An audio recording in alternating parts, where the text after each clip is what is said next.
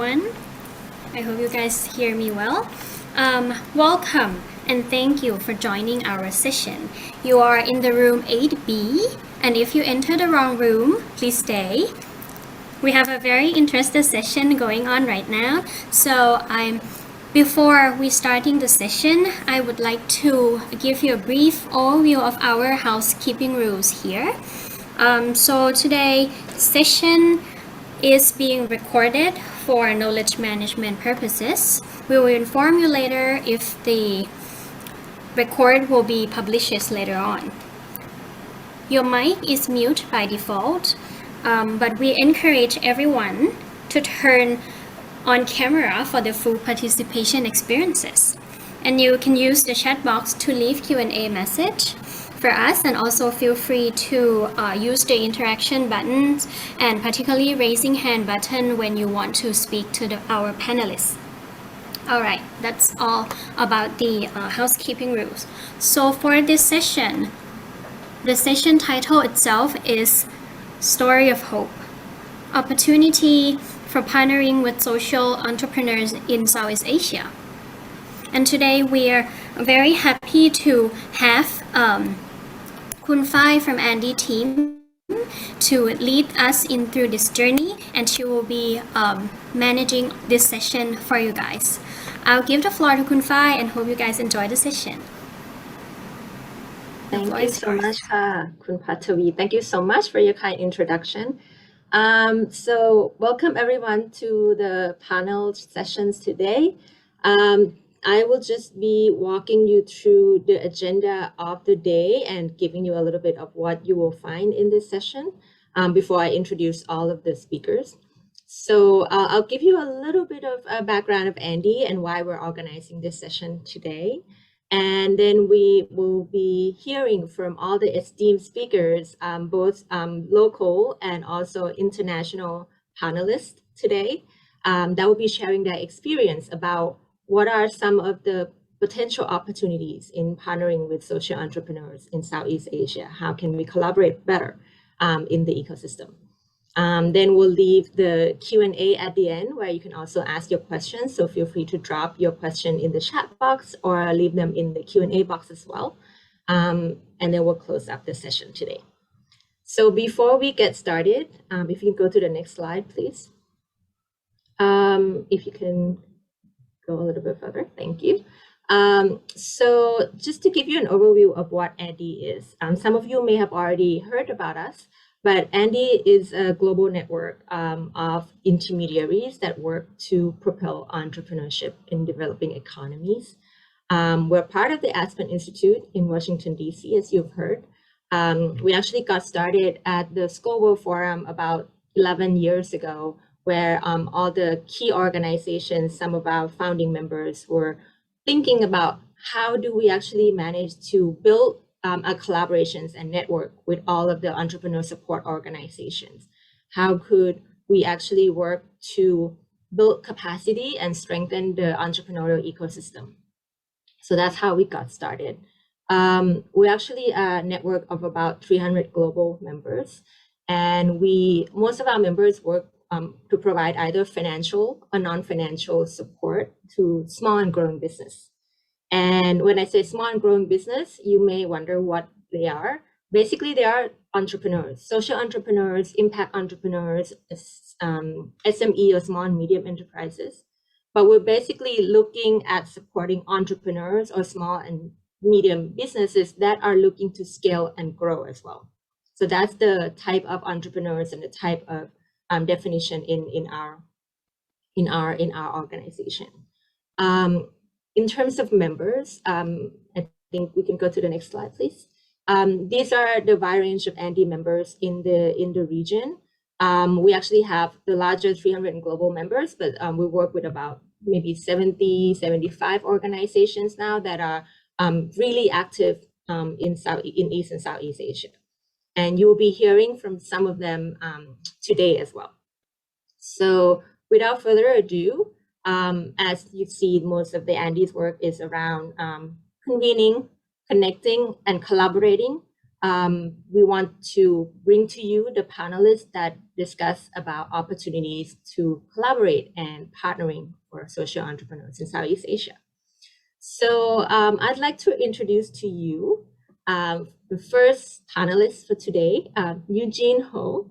Eugene is the head of corporate social responsibility for East Asia and the Pacific, overseeing SAP's corporate social responsibility efforts across 18 markets in the region. He is responsible for grant management, employee volunteerism, and sustainability advocacy, focusing on digital skills and social entrepreneurship to advance the UN Sustainable Development Goals. He is concurrently the co-chair of the Sustainability Advocacy Group at the EU ASEAN Business Council, and also the co-chair of the ANDI Steering Committee for East and Southeast Asia region as well. So he's been he's going to be playing two roles over here today in the panel. Thanks so much, Eugene, for joining us. The second panelist, Stephanie Arrowsmith. Stephanie is the co-founder of Impact Hub Jakarta in Indonesia, which is an innovative hub for social enterprises and startups in Indonesia's capital city, and incoming regional lead for the Impact Hub network, which is supporting about 10 or 10 plus hubs all around Asia Pacific right now. Stephanie also brings with her years of experience in the design and delivery of entrepreneur support organization programs in the region, and concurrently co-leads the Frontier Lab Asia, which if you haven't heard about it yet, you will hear a little bit more today, I hope. And they work to collaborate with incubators and develop solutions to strengthen the entrepreneurial ecosystem. We also have Kun Pat, who is the Accelerator manager from Stormbreaker, the first and only EdTech accelerator in Thailand. And Kun Pat works closely with entrepreneurs to help turn their novel ideas into customer-centric solutions, establish partnerships, and scale their impact. And beside that role at Stormbreaker, she's also a senior investment manager at 500 Tuk Tuks, which I'm sure many of you have heard of, a micro fund that focuses on promising seed stage startup in the Thailand and Southeast Asia. And last but not the least, today's moderator for the panel, Kun Rattasiri Washira Panyanon, or Kun Bess. Rattasiri is a regional innovation hub manager for the Water and Energy for Food program, or WE4F, in South and Southeast Asia.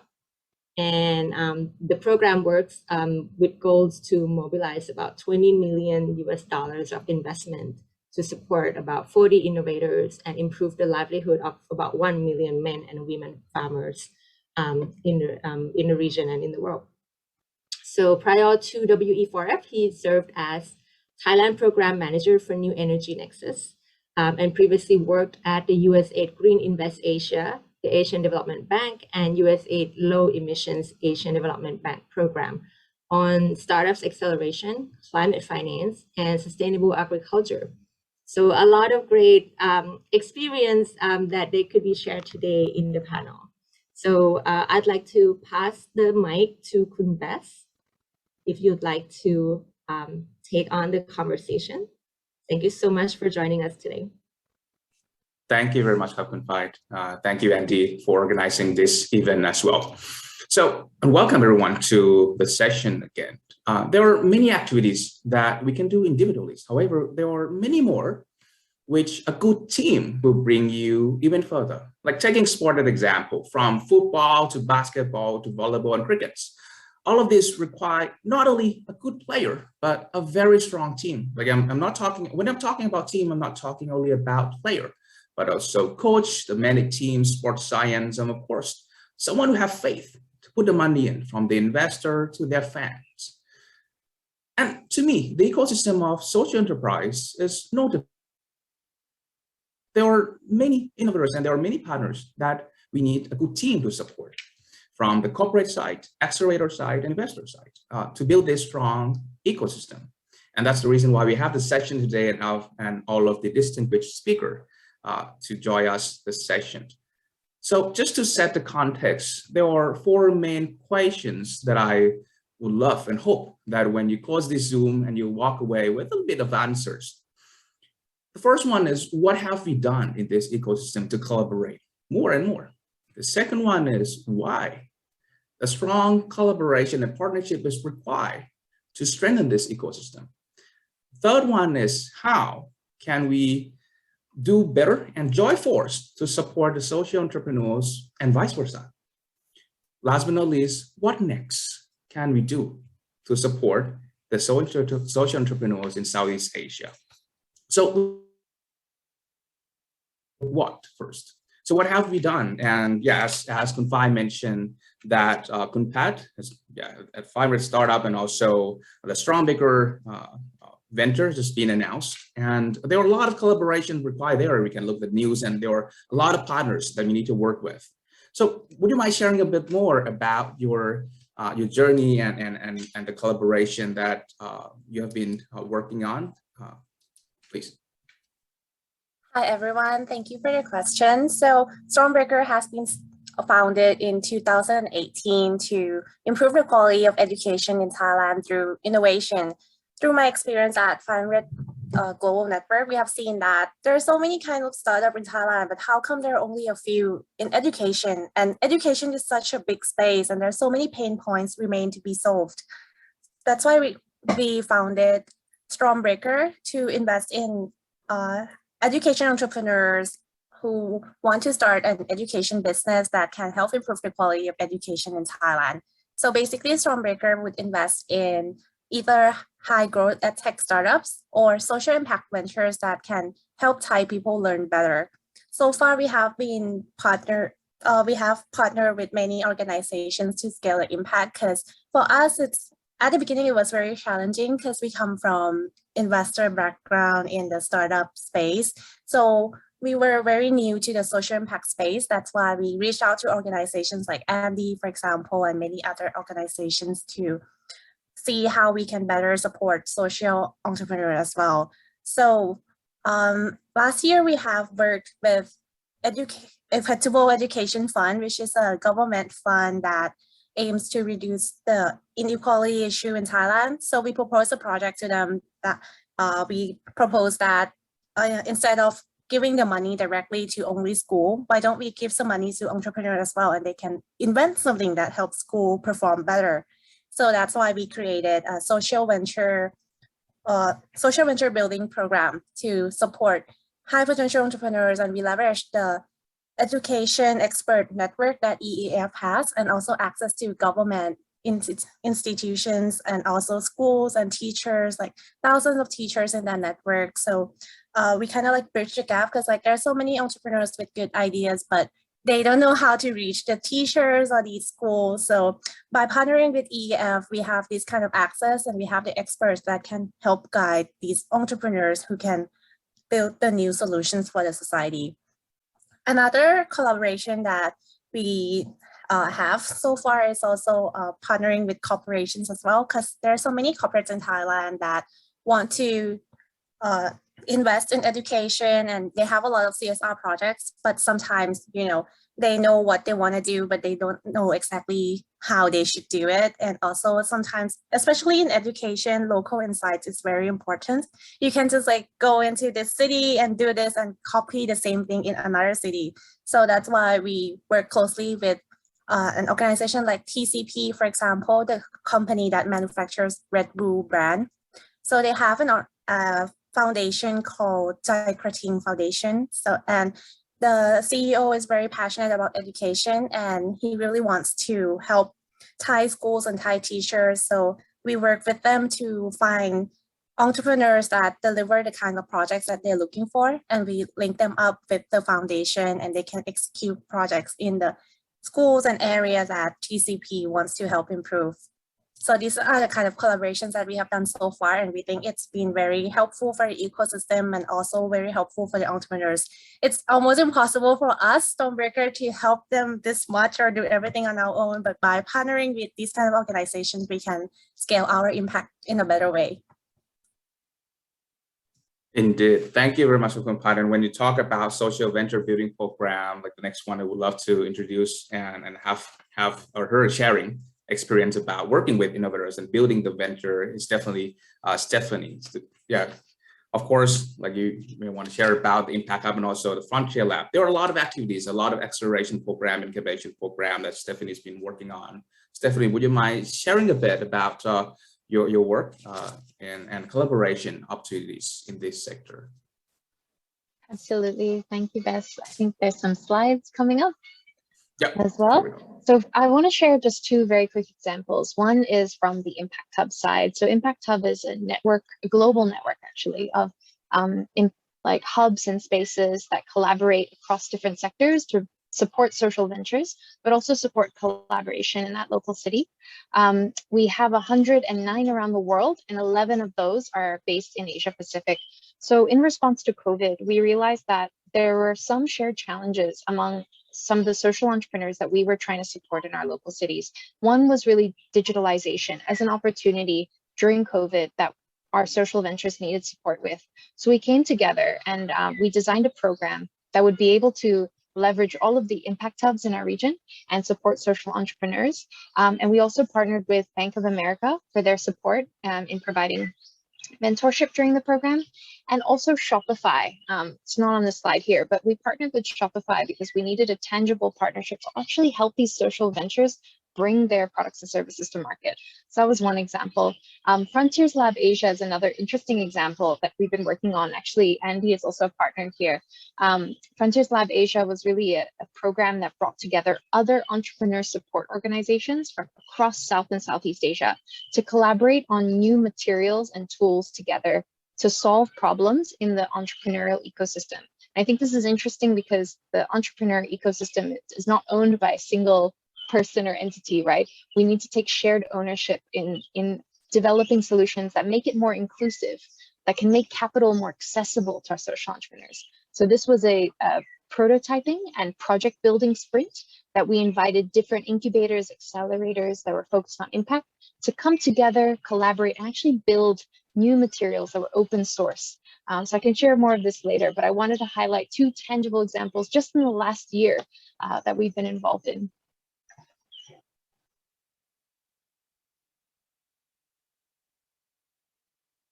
Lovely. Thank you very much, Stephanie. That was brilliant. And yeah, definitely we're going to hear more from you about the collaboration and challenges and opportunities to collaborate more and more. And as you mentioned, this community is not owned by one single person. So collaboration is the key.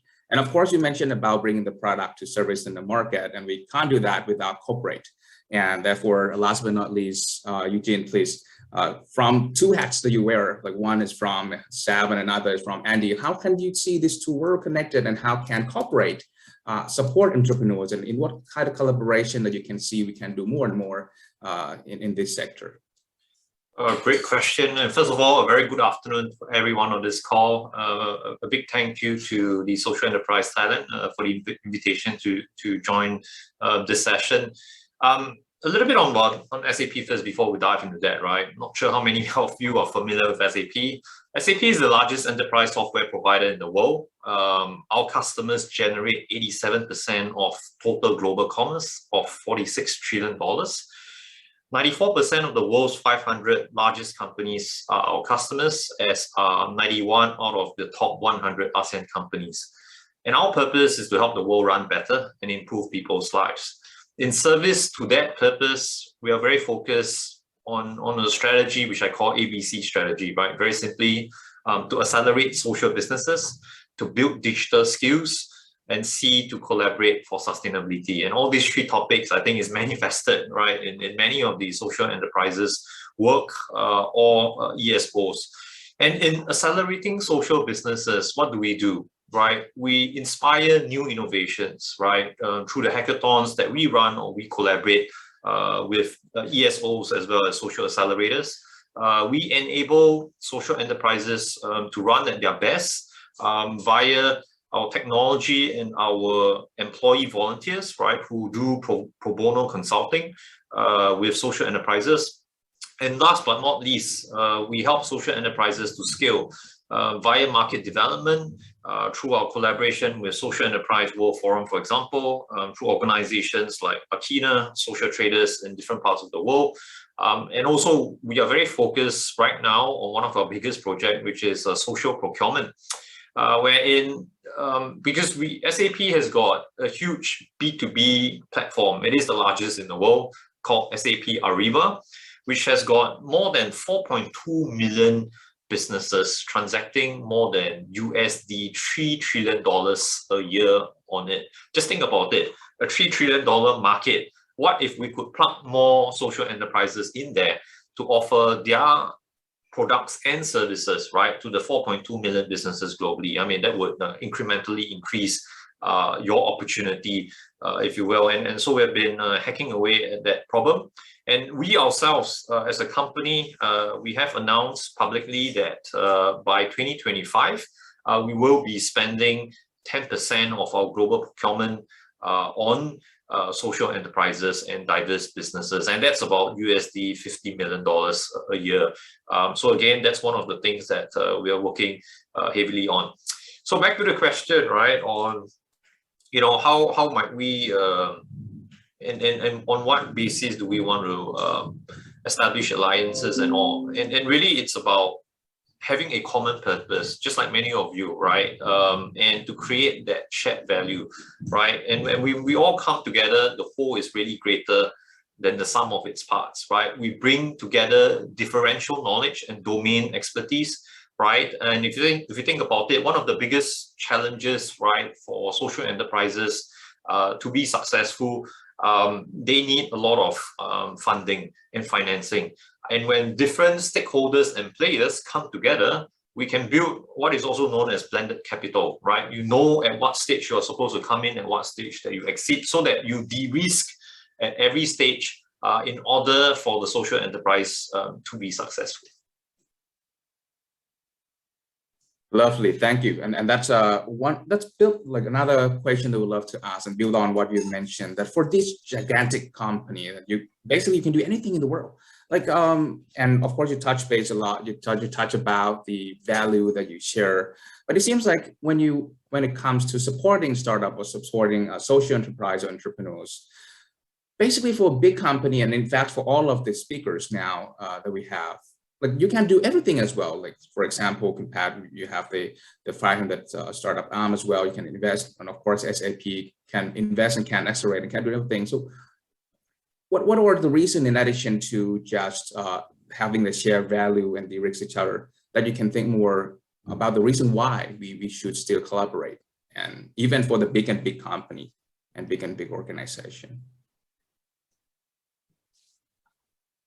And NG, if you don't mind.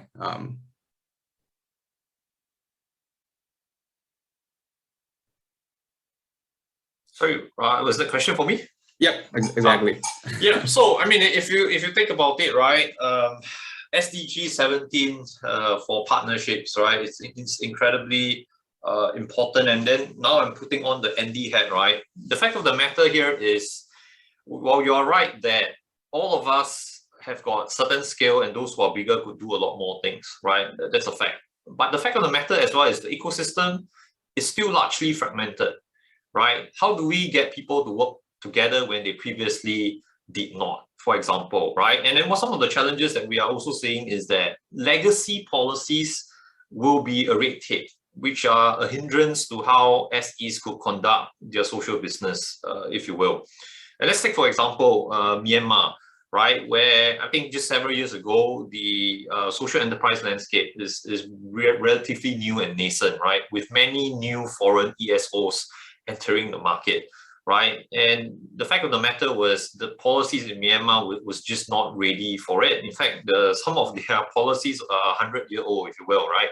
And, when the Myanmar Private Equity and Venture Capital Association were able to bring the social enterprises together and bring the ESOs together, they were able then to meet with the government, right, to help the Directorate of Investment and Company Administration understand the policy gap and make changes to policies so that they would be a lot more pro social enterprises. And the same thing, we could see the same thing also with the Thai government, right, who brought together stakeholders for the Social Enterprise Promotion Act over in Thailand. So I think there's a lot of value for us to come together to raise the gaps. And when we come together collectively, then we are being taken seriously by the government as well.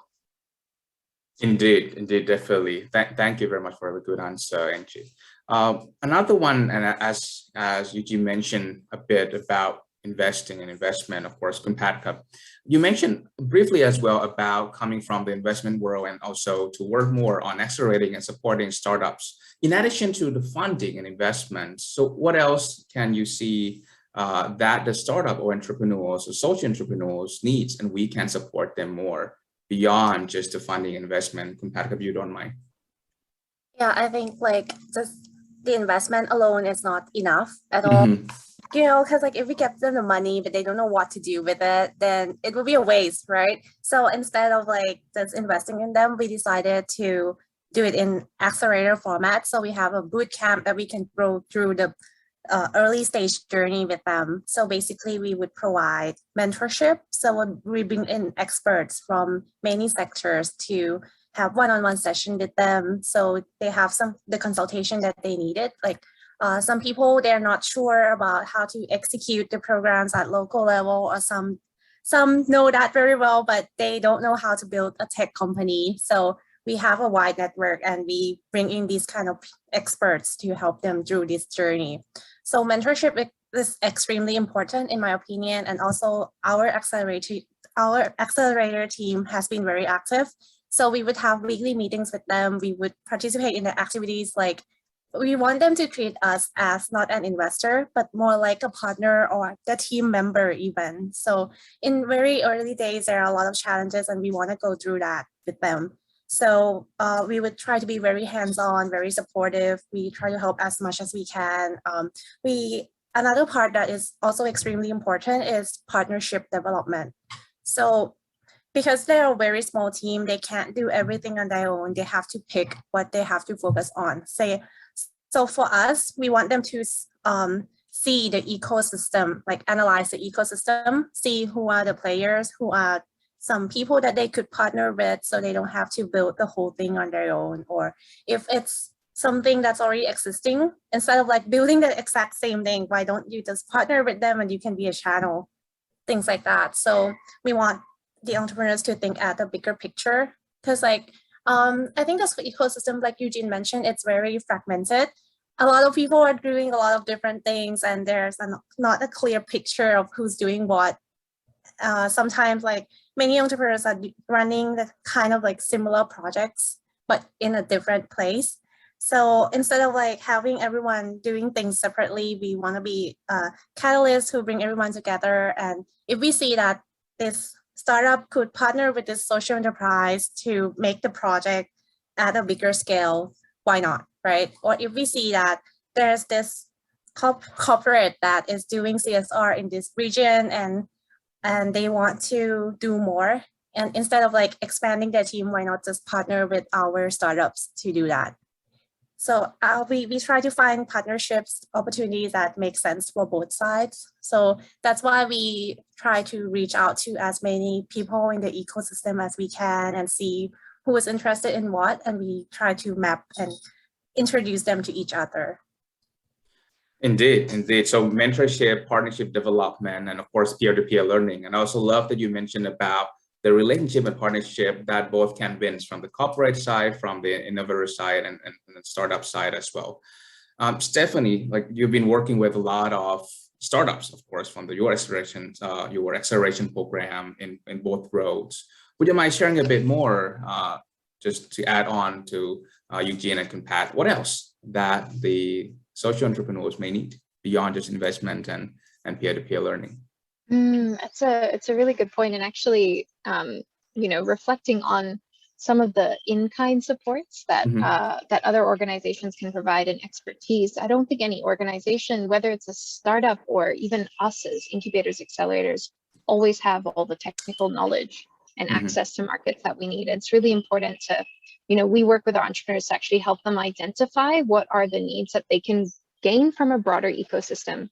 I think sometimes also that's a mental shift to go from scarcity in terms of what you have to abundance. If you look around your ecosystem and you can develop strong partnerships, what does that look like?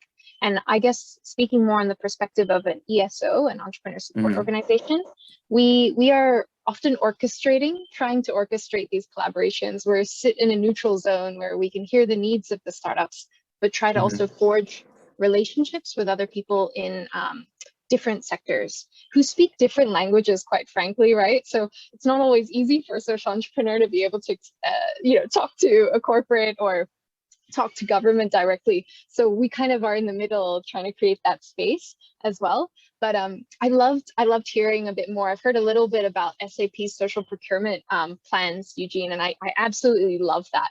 And it reminds me also that even giving these social entrepreneurs support and getting them ready to be part of a larger procurement process, like those are the types of supports as well that we can still offer so that they can take advantage of these opportunities when corporates are ready to open up to those kinds of doors.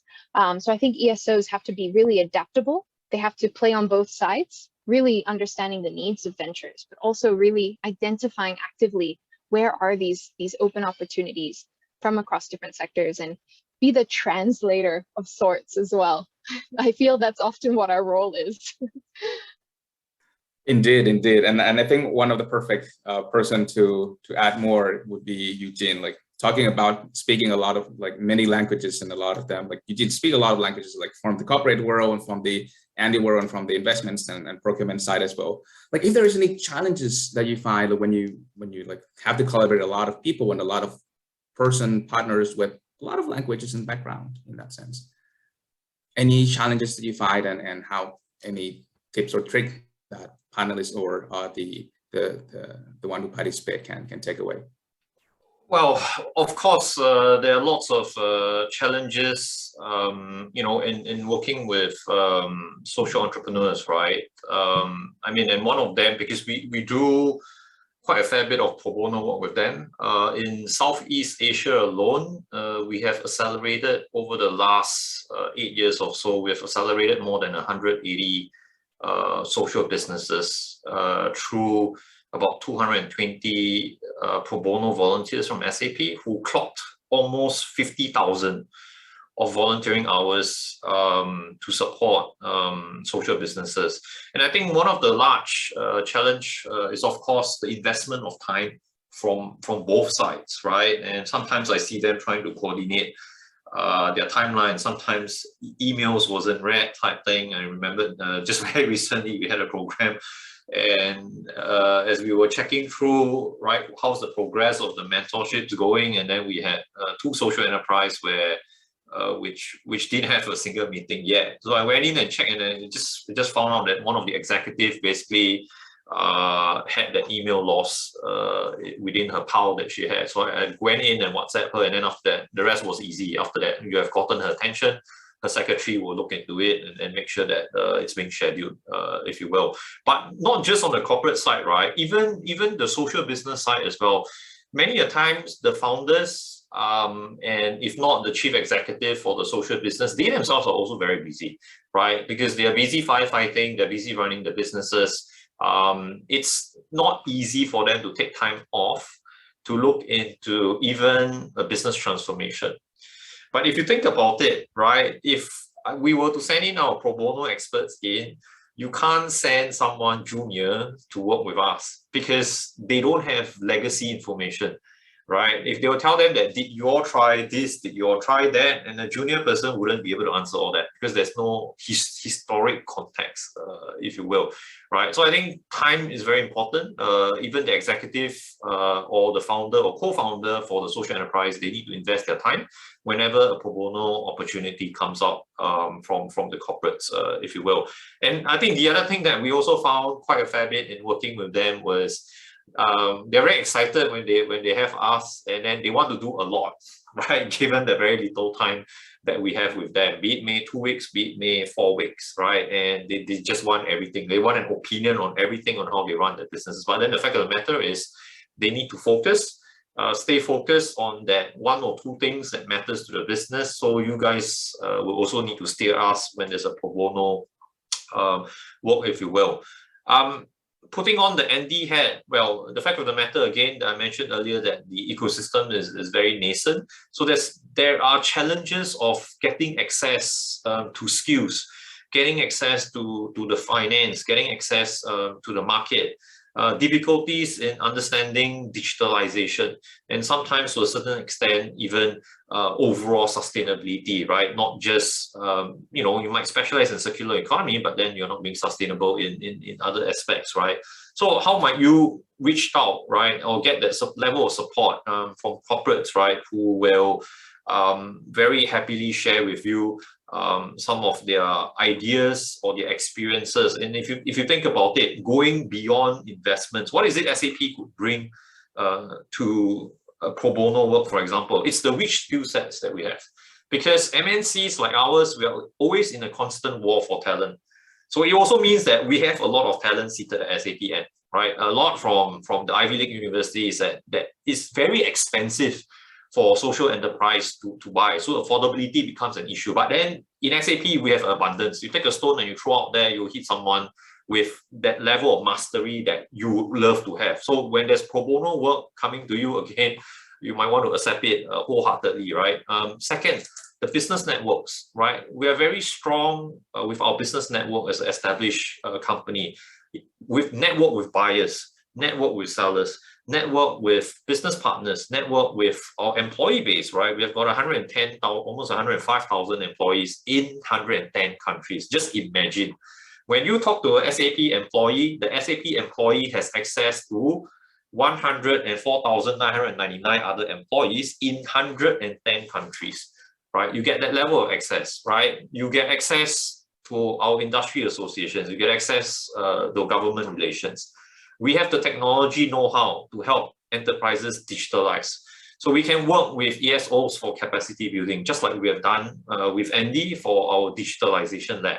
We have the geographical reach. So many a times, some of the pro bono work that we do with social enterprise, they are very successful and already established in their country. We have worked with some of them. And what they are looking to do is to regionalize their business. Again, we have the knowledge and the skill set and the people who do regional work. So they can sit down with you and tell you, right, if you want to enter this market, what you need, right? So and so on. So those are the things that we can bring to the table beyond money. And I remembered one of the social enterprise, right, who gave me, who said, right, he never realized how important the pro bono work was until he received the pro bono consulting from SAP.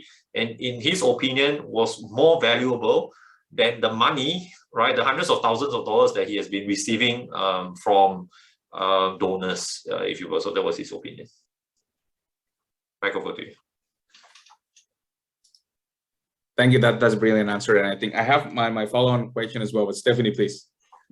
Yeah, I just wanted to follow from something Eugene shared about, like around capacity building. I think when we talk about collaboration, we have to be really mindful at what stage social entrepreneurs are when we are engaging them in collaboration efforts, because collaboration really does take resources. And Eugene, you mentioned this, right? They have to be ready to commit resources towards that communication, engaging in the program.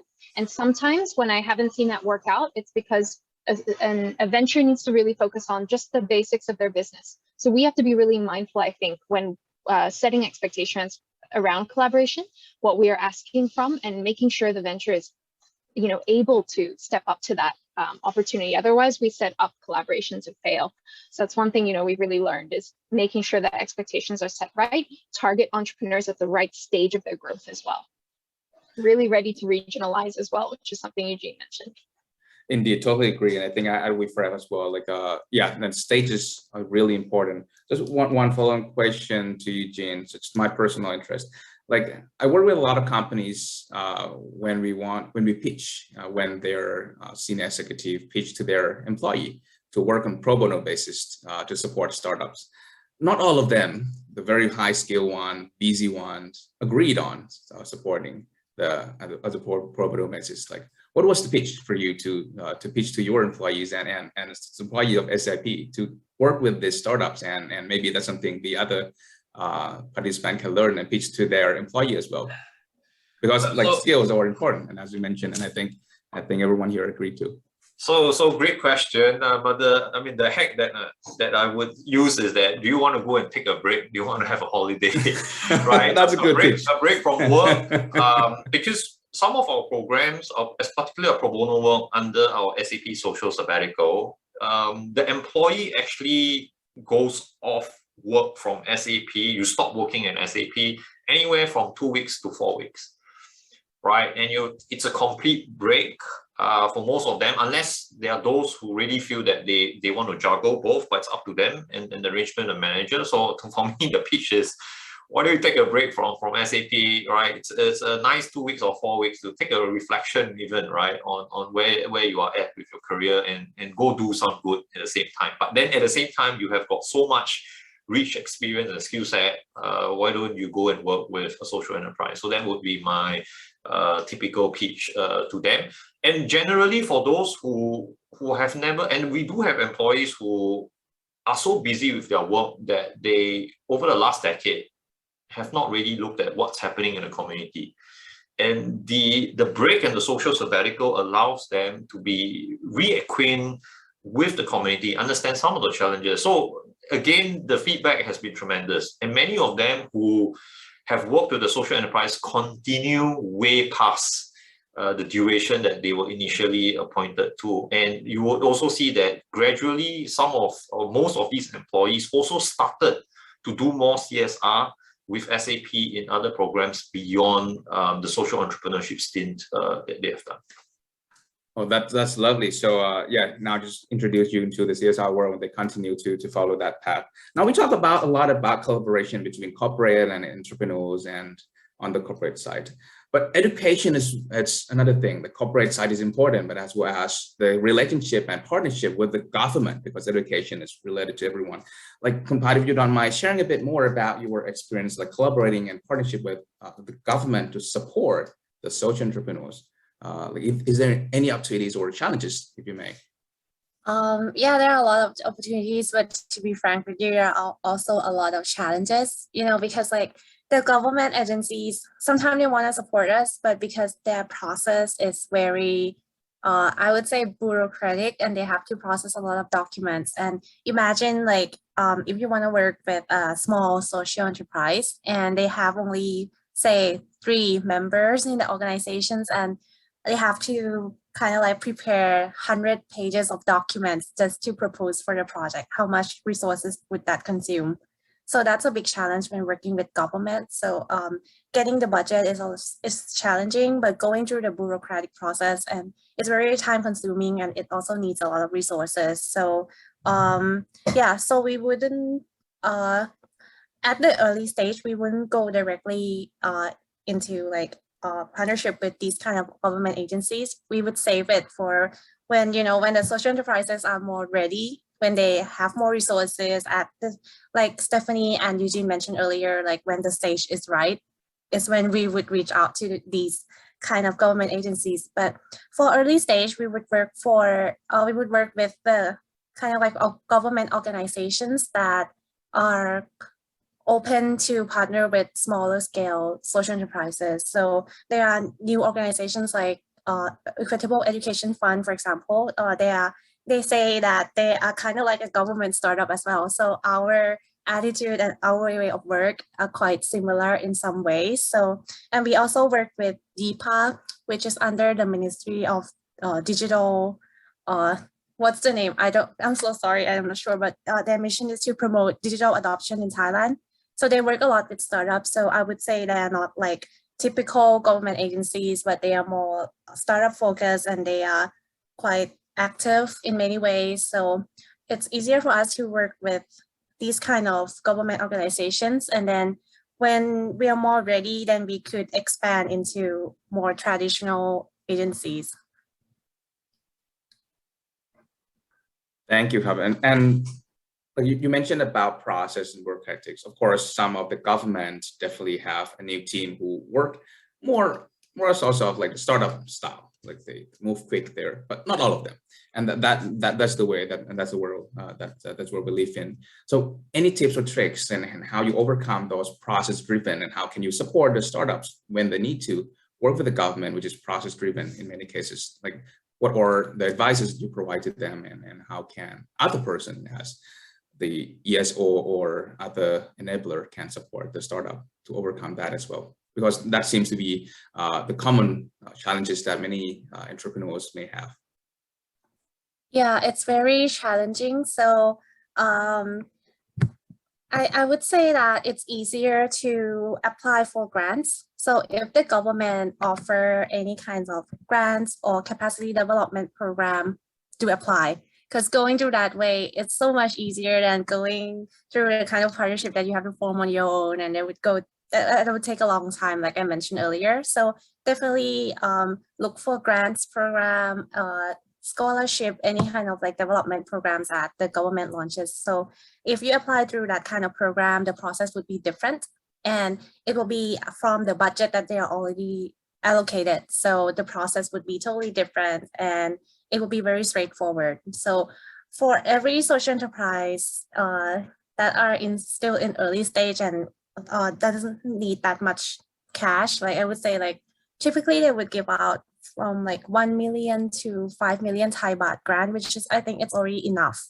for early stage social enterprise. So definitely like be on the lookout for those kind of programs and apply. And yeah, I think there are a lot of programs in Thailand right now, which is a good thing. Many government agencies and also many ministry have offered many different types of grants. So definitely apply to those kind of grants. It's so much easier than going directly. Thank you, Kap. And I think last question for the how question, how can we join force, would be to Stephanie, of course.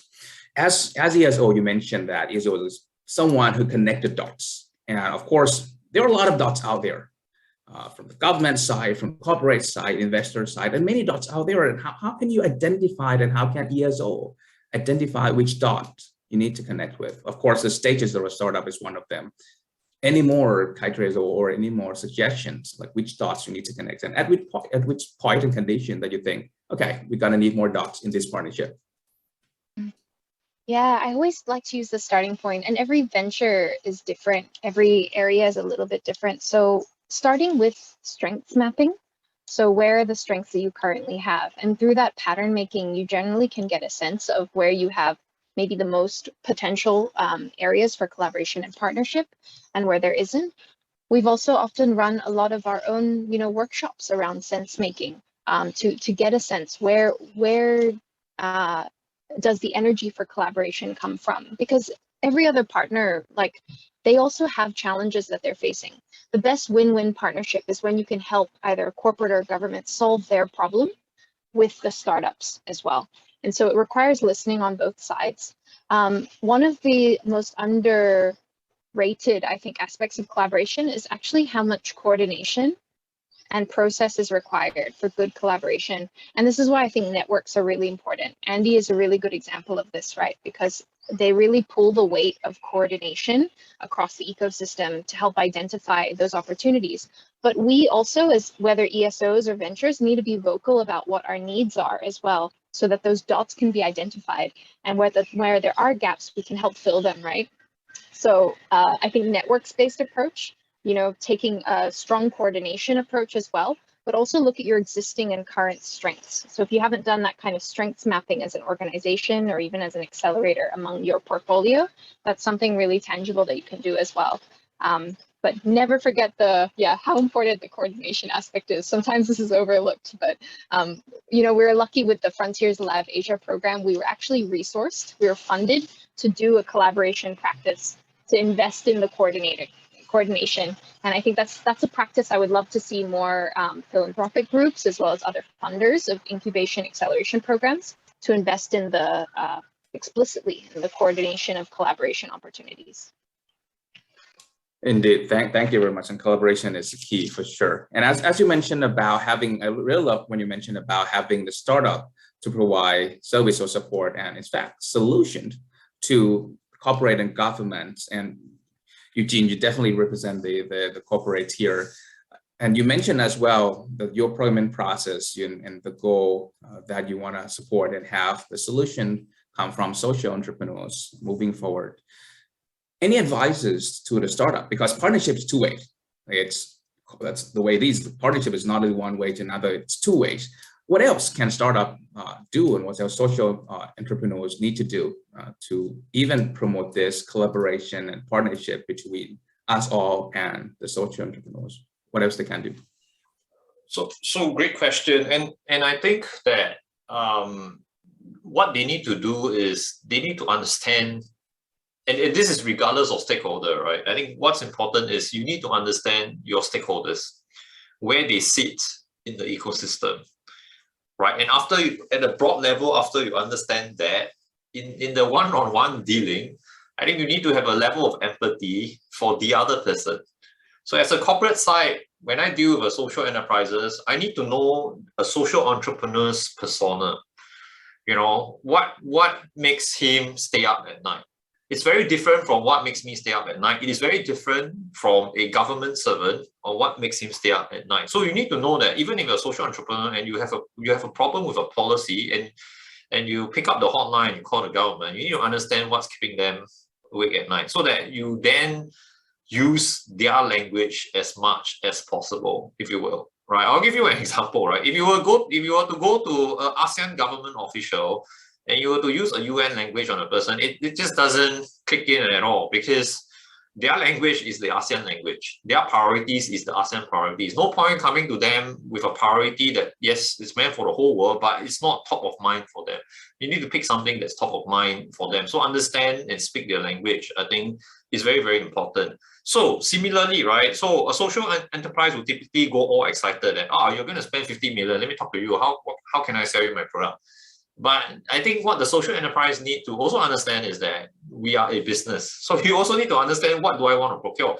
If you come to me with a silk scarf, as a tech company, what do you want me to do with a silk scarf, right? I have no idea what I want to do with that, right? As a large corporate, right? Because if I want to give corporate gifts at my marketing events, then a silk scarf is limited only to the ladies, but not to the guys, right? So I need something else, right? And bearing in mind, the audience that I'm giving is the C-suite, right? They would be buying an Hermes maybe, or Giorgio Armani, but not anything else. But there are other things that they could be using it for, right? So maybe you have a very, very beautiful batik silk iPad cover or iPhone cover. Yes, then that's something I look at it and say, yep, it makes sense as a corporate gift to my C-suite, if you will. So the calibration is needed when you're trying to sell to a business as opposed to selling it for consumers.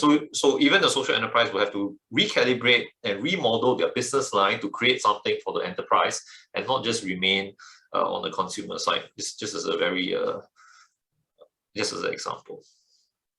Thank you, and of course, definitely understand stakeholder is the key. Kunpat, from your perspective, as both someone who managed the Accelerator and also have a hat of investor in many cases as well, what else startup can do to actually enable this partnership? And prior to Kunpat answering, for the participant, if you have any questions, please feel free to submit it in the Q&A as well. We can open the Q&A session in a few minutes. So yeah, please feel free to submit it there, or just be ready to open your mic in a few minutes. Come back up. Sorry, please go ahead. Okay, I would like to add on to Eugene's point as well. I would talk about pitching specifically. Like I think many of you have attended startup pitching or social enterprise pitching programs, and a lot of them would prepare one kind of pitch deck and pitch it to everyone. That doesn't work for, if you want to secure a partnership from Eugene, for example, you can't use the same pitch deck that you pitched to Kunvas or Stephanie, right? So that's one pitfall that I've seen very often. So almost everyone would prepare one long pitch deck and they would cherry pick some part and present it to the audience. But I think the most important thing is to really, really try to understand the stakeholder. What do they want? What will they get out of this? And present that. Not just present your solution or why it's cool, but you have to think from their perspective. Why would they be interested? You don't have to present everything that you do, but pick only the things that would interest them or what would benefit the work that they are doing. So I think like instead of like spending, for example, like if you have a meeting with potential partners, say you have 1 hour, a lot of startups and social enterprise would spend 45 minutes talking about their solution. And that's I would say that instead of like talking about what you do, why don't you just pick only important parts that may interest them and speak for maybe like 20 to 30 minutes, and you have another 30 minutes to discuss and really try to understand what they think or what are the potential concerns that they have. So this is the kind of meeting structure that I would suggest, because I have met a lot of startups and they talk like straight 50 minutes and I have only 5 minutes to say something, and they don't really know if I'm really interested or if I'm just being nice. So that's a waste of opportunity, right? So that's why I would try every time I meet social entrepreneurs or startups, I would recommend them to really try to empathize and analyze their audience, and don't present everything that you have. I know that you're proud of what you've done, but pick only the things that may interest them and will benefit them. And then definitely leave some time for discussion and really try to understand what they think, what their concerns are. Indeed, indeed. So definitely not only to understand the stakeholder, but also to tailor your pitch and tailor the discussion just for each and every stakeholder and everyone that you pitch to. And of course, definitely as someone who worked with a lot of startups at Impact Hub and Frontier Labs, definitely if there are any things beyond just understanding the customer and understand stakeholder and tailor the pitch that the startup can do to actually. I really love what Pat shared, because I think that this is a underutilized, like we don't see it much, where I think startups need to ask a lot of questions about those that they wish to collaborate with. Like, do research, put in the effort. It's two ways, right? This is exactly what you said. And you know, as incubators, accelerators, we're often trying to encourage that. I really get excited about startups who are trying to figure out very critically how their solution can support me as a partner, and vice versa. So if they're asking good questions and it's a two-way dialogue, because if you want to treat it as a partnership, you need to have that dynamic as well. You treat it as you're trying to solve someone's problem and support them, and they're trying to support you as well. So I would just reinforce that, bring that dynamic, bring the human-centered approach that Eugene was referring to as well, really get into their mind of, you know, what keeps them up at night, but also try to demonstrate value by putting in the work to research how you're relevant to them and ask them questions to really understand their needs deeply, not just surface level. I think I'd like to add to Pat and Seven, just writing on it, right? Because it made me reflect, and I just remembered one of the best practice that I've actually seen, right? From somebody who was pitching to me, was the person spent time to listen first. So the person didn't go into the meeting just right off presenting for the next 30, 40 minutes, right? But at the first 5 minutes or so, they actually ask you, what are your priorities? What what are you doing in this region, right? And then the person very, very quickly, because he probably came with like 30 slides, but once he heard like, this is my top 3 priorities, what he very, very smartly do is, as he go on his slide, he actually skips slides. This next few slides, let's skip it because it's not within your top 3 priority. Let's go. So actually, he maximized his time with me by listening first, and then after that he calibrate what he wanted to present. And I think that's a very nice little hack for the social enterprise or anyone who could benefit from this if you're pitching. Yeah, that's brilliant. That's brilliant to look at that. So even though we call it pitching, but we got to listening first. We got to listen and understand what's going on. And yeah, now I think it's the Q&A time for the participants. If you have any question, please feel free to drop your questions in the comment or in the chat box or the Q&A comment as well. At the very bottom of your screen, you should see 2 little chat icons, and that's and there are. One is Q&A, the second is chat. So please feel free to drop your question there, or also raise your hand and open your mic as well if you have any question. So while we're waiting for some questions, yeah, there are a couple things that I think I may want to ask as well. Yeah. One would be, as you all work with not only the social entrepreneurs, but other entrepreneurs as well, like that. Some of them may have the social and social environmental contribution, others may not, just purely on corporate. If there's any challenges and if there's anything that that you may advise and any differences that you may see in those 2 groups of startups, I would say, and anything that both of them can do more to connect and learn from each other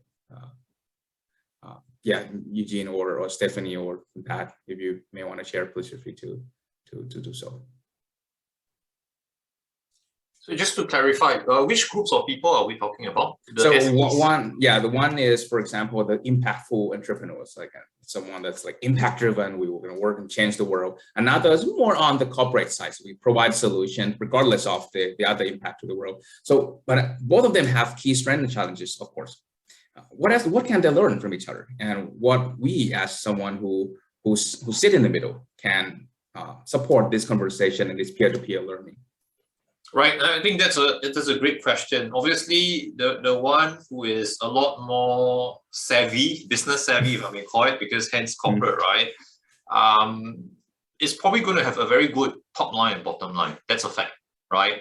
Versus someone else who is very focused on the social impact. In fact, I sometimes see some SEs 150% focused on the social impact side, so much so that they neglect the business side.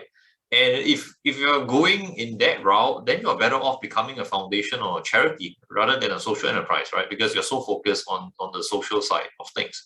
So I think that where they can learn is, don't be shy to do business and to make a profit. And right? If you're only 150, but if not, then you really got to change up your business model and see yourself, and then just become an NGO, and then strive on donors' dollars, right? For example. But I think that there could be opportunities for both to collaborate from the aspect where, because one is so focused on the social side, and that's obviously the strength. And how might you collaborate with the other SE who is a lot more focused on the business front, if you will? Because at the end of the day, the one on the business front will still need social impact numbers, if you will. So if you could figure out a way to collaborate, that could work out. Definitely. And as you mentioned about donor as well, like Stephanie and Pat, like maybe Stephanie, you work a lot with donor-driven and donor-funded project as well. What more can donors do in this collaboration and partnership development to actually enable more positive impact to the social enterprise? I think even within the capital provider spectrum, everyone plays their own role and has their own strengths. I think this was alluded to earlier, but particularly aid. We work a lot with DFAT and other international aid agencies, and they're now really investing in market-based approaches to development or supporting social ventures when traditionally they would provide a grant to a nonprofit. So this is exciting because they can play a bigger role, but they need to, while they can't invest, their grants can help de-risk future investments. So I think for them to understand the role that they can play within the capital spectrum can actually help provide that riskier capital upfront so that a startup can access finance later on. But they also need to collaborate with other capital providers as well in the space. And I think there's some exciting things happening. There's actually a crowd lending platform for social enterprises that is about to launch and support more social ventures around the world. And these are going to be new mechanisms that will actually enable just that spectrum of capital to be more accessible to different social entrepreneurs. But governments can play a role. While it's not equity, it does still play an important role, and they need to be collaborating and keeping everyone informed about these opportunities so that it can be more integrated as part of startup support and capital provision for ventures. Indeed. Thank you, Stephanie. And Pat, I think we have one question from the audience as well. So the audience, thank you for the question. And please feel free to type it in. The Q&A button is right at the bottom of your screen. Please feel free to click and ask a question anytime. So this question is about investment, basically. And the question is, like, if there are any areas or which side of impacts, like, for example, let's take SDG, like there are a lot of them. There are a lot of areas of impact in social environment and so on and so forth. What kind of impact, in which area of impact that each and every partners here would love to work with and invest in? Maybe we can start with Pat first. Of course, education is one of them. Yeah, and I think the future, it would be definitely ESG. There are a lot of starting like from this year, I have seen that there are so many new funds focusing on ESG, and there's so many capital coming in. So I think environment, clean energy is a big area, and it's still quite difficult to find solutions, especially scalable solutions in this region. So I think that's one area that's going to be a hot area in the next few years. And also because of like these ESG trends, I can see that a lot of corporates are adapting their model, and a lot of companies are now focusing more on sustainability. So it kind of makes sense. So it will not only be pure investment, but you could have the opportunity to integrate these kind of solutions into big corporates as well. So I would say ESG is definitely big. Thank you, Rachel. Before I give the floor to Eugene and Stephanie, there's one question just come in. Thank you, Kunmai, for asking question, and that's to Kunpat. So you meant you're definitely working with within the education sector. The question is, like, have you ever worked or partnered with any school to drive and accelerate the middle school or high school students on initiating new innovation projects? So I think that's related to Stormbreaker venture very well. So please come. Yeah, so there are some teachers in our network that reach out directly to our startups, and they implemented some programs at the school. So in these kind of cases, to be honest, it's very hard to contact the school directly, but there are some teachers who are kind of like involved in these kind of network, and then they reach out to us or to our startups and form a collaboration and drive some and implement some solutions at the school. So these are the kind of things that we've been pushing, because like sometimes like reaching out directly to school, it can be very bureaucratic and it takes a lot of time and effort. You need approval from every person at every single level, and it would take about 3 to 4 months to get to the school principal. So that would be too long, right? So the new approach that we've been trying is to going through the teacher community. So there are so many teachers communities in Thailand, and then when we arrange webinar or have some workshops with them, and then we get to know them and we know what their pain points are, and we could use that as a channel to introduce solutions to them. And many of them are very active and they really want to do something to improve the environment in their classroom. So they are very open to work with our startups. So yeah, so our startups would work directly with these kind of teachers and do these kind of things at the school. And we have many teacher communities. We have expanded through the network of our social entrepreneurs. So we have, for example, there's one platform called InScrew. It comes from Inspire Crew. Crew means teacher. So they have about, I would say like 100,000 teachers in the network, which is very big. So every time they announce something, or they typically arrange webinar almost every month. So this is a way for us to engage with teachers and really try to understand what they need, what they want to do, and we could form this kind of collaboration through this kind of teachers community. Thank you. Yeah, I think we have one more question coming up as well about COVID impact and what are the investor primarily looking for from the social enterprise during this COVID time. And I think Stephanie mentioned a bit about the COVID program and the COVID initiative that you're working on. Would you mind sharing a bit more? What are you looking for from the ESO side as well? And maybe you may hear something from the investor side as well. Yeah, I think COVID presented some really interesting challenges for a lot of social enterprises in terms of, how do they access markets if their traditional channels to customers are cut off, especially if they're, producing more of a face-to-face product. And so it provided an opportunity for digitalization, which in some cases has opened up markets phenomenally, but they needed a lot of support to get there as well. Those strategies don't happen overnight. We've also run a few programs with a focus on resilience and leadership training. So from the ESO side, this has been also now something we've integrated into all of our incubation acceleration programs.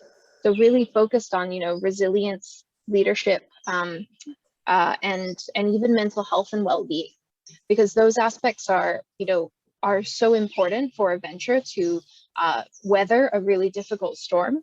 And COVID is just one example of, potentially future disruptions for our economy.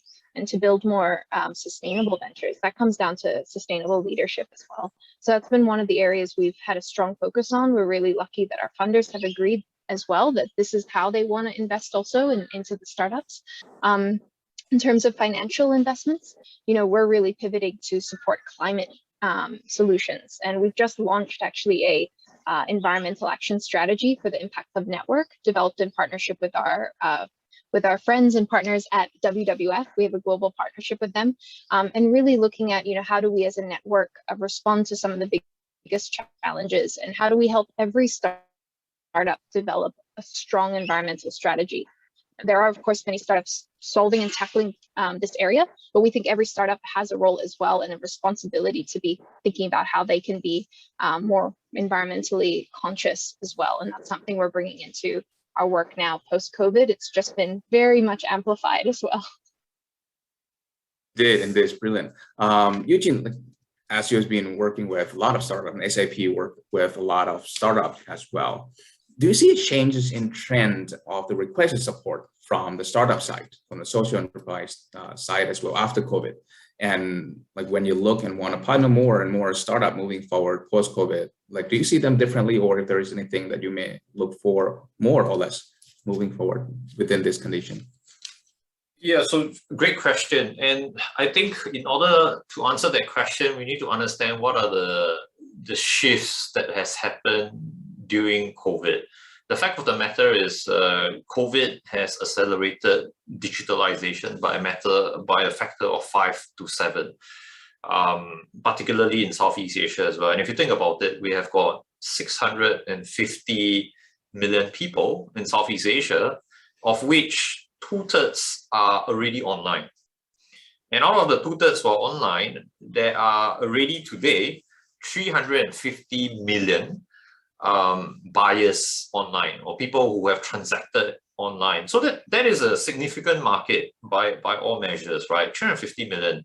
And what are they transacting? They're transacting, by the end of this year, we would be clocking more than 175 million on gross merchandise value. And that is going to grow. By 2030, Southeast Asia's GMV is going to be $1 trillion. So the digital marketplace is basically where the new competition is going to be. And if you are not digital, and if you don't embrace it, if you don't learn analytics, you don't learn how to reach out to your audiences through advertising and targeting with data, then you're going to lose out very significantly, because everyone at some point is going to be transacting there. Or if you choose to not go digital, then the strange thing is you're saying no to $1 trillion, which is just weird, right? So I think that, and because of that, we are also seeing increasingly with the social accelerators that we're working with and all, there's a huge demand for digital marketing and e-commerce. These are the two things that we see quite a fair bit. Thank you very much. And then, unless there's any questions, I don't see. If there's any question, if anyone want to ask a question, please also feel free to unmute yourself as well. And I think there are a lot of communication and chat in the chat as well. Unless there's any question, I think I may want to ask each of the panelists to give the last word. Any advices to the other partners to collaborate more, and of course the enterprise itself and entrepreneur itself. What else they can do to actually enriching this community in its ecosystem to create a strong team and community here. Maybe we can start with Pat first. Pat. I would like to encourage social entrepreneurship in Thailand. I know that these days a lot of young people are very interested in becoming startup founders, but if you're passionate about social issues, social entrepreneurship is also another answer that you can consider. So, like in the past, I was more involved in the startup world, so there were some misconceptions about social entrepreneurship as well, like even for myself. So I thought that it's more about like creating impact, it's not a business, but that's totally wrong. You can create an organization that creates impact and also make money. I have seen these models like emerging in many regions in the world, and also in Thailand. We have invested in a social enterprise that make millions of Thai baht, and they're also helping people creating impact in the society as well. And it's very inspiring So I would like to say that I would like to encourage everyone to kind of like really understand what social entrepreneurship is. And it's not a charity, of course, it's a business that do good to the society, and it's very inspiring. It takes a lot of courage to do that, but I know that there are so many people who are very passionate about social issue, but still afraid to step out of their comfort zone. So if you're interested about social enterprise, I think Social Enterprise Thailand has a lot of good resources, and also everyone here is more than happy to help contribute and help give advice. So don't hesitate to reach out to any of us. Thank you very much, Pat. Stephanie, if you don't mind. To be a social entrepreneur. Like Pat was saying, I think it's a chance for us to redesign, I think, economy that can work for everyone. I think there's this huge building back opportunity post-COVID. And if you want to be part of that, there's never been a better time. There's the rise of ESG investing. There is a consciousness and more collaboration among partners than ever before. So it's a fantastic time to be part of it.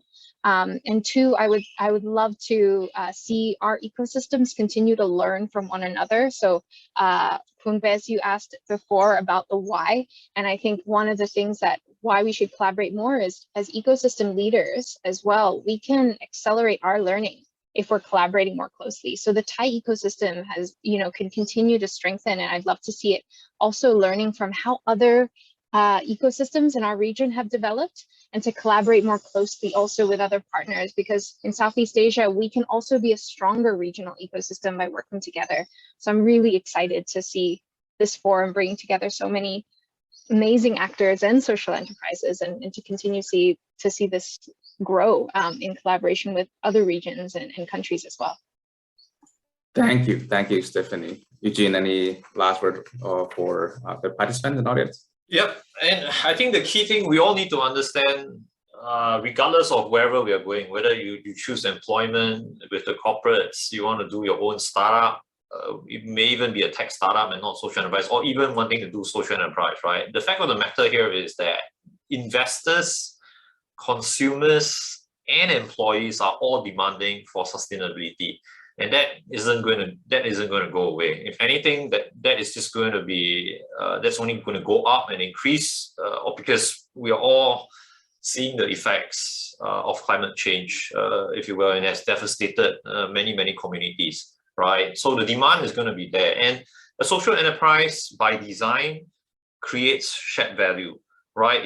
It embellishes and embodies sustainability at every nook and corner that it can. Right, and even as a company, as a corporate ourselves, we have our products that we have successfully transformed, or we have embellished sustainability in there, right? With our human capital product, how might we embellish gender equality in a product, right? How might we, and if you think about it, even SAP Ariba, which is just a procurement software, how might we make it a procurement software with a purpose? And I do have customers, like some of the largest companies, and when we share notes, right, with each other, it says that, yeah, I'm using SAP Ariba. And the only reason I'm buying SAP Ariba and not your competitor's product is because you guys are sustainable with SAP Ariba, right? The software runs on 100% green cloud, right? So that's one. The second is the software itself commits that it will remove suppliers who engages in child labor, who engages in trafficking, right? So when you procure, it's safe. And then we work with another startup called Made in a Free World, which tracks 10,000 companies, and it gives you your traffic light system, red, amber, and green, to tell you whether they are sustainable or they're not, so that you have a choice to not buy from them. So these are just examples of, even the dinosaur like ourselves, we're almost 50 years old, right? But we can still change up our software and our product to make it a lot more sustainable. So I think that social entrepreneurship is definitely the way to go. Definitely. So it seems like there are a lot of collaboration opportunities here to all of the partners who maybe the audience. It can be anything from mentorship, partnership developments, or to just for all of us to create a peer-to-peer learning, not only between the startup itself and us, but also among them. There are a lot of things that they can learn among each other as well, and other support that that some corporate can provide, as Eugene mentioned, access to market, or even just to provide some strategy as ESO and also the investor side. From the startup itself, like if you are part of the audience now, you may see a lot of trends here that a lot of enabler here and a lot of partners here looking at. So before you go and pitch, first of all, you got to understand what they're looking for and don't use the same pitch to everyone. Tailor it, and Eugene Pat and Stephanie has already given a very good example, just to tailor it, understand your clients, and partnerships two ways. So you got to understand what you can provide and what they can give. So just to give and take relationship here. ESG is the key thing and the key trend, even before and especially after COVID. And also Eugene mentioned about digitalization as well. So that's something you may need to think about moving forward. Last but not least, it also is always come back to the why. So there are a lot of reasons why this partnership and this relationship and collaboration is important. We can share the expert pool. Not everyone can do everything. And as Pat said, like we gotta understand the local context as well. And how can we actually better perform in the local context? We got to bring a lot of experts, bring the product to the market. As a corporate, as Eugene mentioned, that's one thing the corporate can do with a lot of in-house expert. And for the employee out there, if you want to take a break, this is a good chance for you to do that as well. Of course, the corporate itself and the investor and a lot of enabler can also de-risk each other risk. When we join forced and support the startup and social entrepreneurs. So last but not least, as Stephanie clearly mentioned, this community is not for only one entity alone. So let's collaborate more and support each other moving forward. Thank you, Eugene and Pat and Stephanie again for this session, and back to Hub Confide, please. Thank you, everyone. Wow, thank you so much, everyone. That was such a wonderful session. I'm actually echoing the comment from Kuntidarat in the chat box. It was a really great session, and I'm sure that all the participants have learned so much about the tips on having some shared value mindset, how to actually identify some synergies and alignments, and build partnerships and collaboration going forward. So I would like to thank Social Enterprise Thailand for hosting this wonderful session, and actually the whole forum. If you actually have been participating in all the forum, all the sessions, it's been amazing.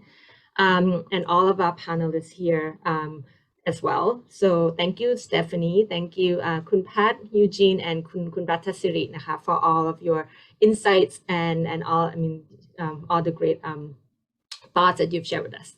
I'd just like to share a resource as we were talking about how we can identify who's doing what and how we understand the ecosystem a little bit better. Andy recently published an entrepreneurial ecosystem snapshots for Myanmar and also in Bangkok in Thailand. And the latest one was for all of the green climate entrepreneurships in Southeast Asia. So, as we were mentioning, there were a lot of, it was very important to get to know who you want to partner with. So hopefully these resources would be a great place to start for some of you as you're trying to enter the market and get to know who are the key actors in this space. Also, just to briefly share the upcoming events that Andy has coming up, in case you would like to continue the conversation. We have an Asia Digitalization Matchmaking Expo coming up. So if you're actually interested in partnering with some of the vendors in digitalization space, looking for maybe service providers to help your organization to digitize a little bit more, the 30th November event would be a great place to also join. And for all the ESO that we also organized the Andy holiday celebration as we're wrapping up the year. Feel free to reach out and ask us if you'd like and be interested in get to talk with all the other organizations such as today and just have fun and end the year in the high spirit. So thank you once again. And Kun Patwi, I'm passing on the mic back to you. Thank you, Pai Kun Phai. It's not an overstatement to say this session is indeed the sharing of the story of hope, and I'm sure that this will ignite many of the ideas and connections for other participants. Thank you again for everyone for joining our session.